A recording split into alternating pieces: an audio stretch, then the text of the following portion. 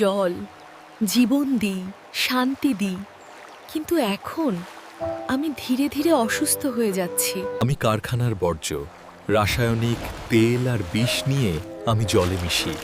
আমার জন্যই জল হয়ে ওঠে বিষাক্ত। আমি নর্দমার জল, মানুষের ফেলা ময়লা, প্লাস্টিক সব আমি বয়ে আনি আর জলের সৌন্দর্য নষ্ট করে দিই।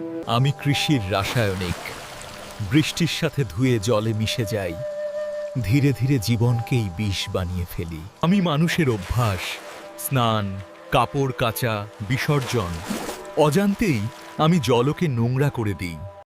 আমি তেল, জলের উপর ছড়িয়ে পড়ে সব আলো ঢেকে দিই। আমার জন্য শ্বাস নিতে পারে না কেউ। আমাকে শোধন করো, রাসায়নিক কমাও, আবর্জনা ঠিক জায়গায় ফেলো, প্লাস্টিক ব্যবহার কমাও।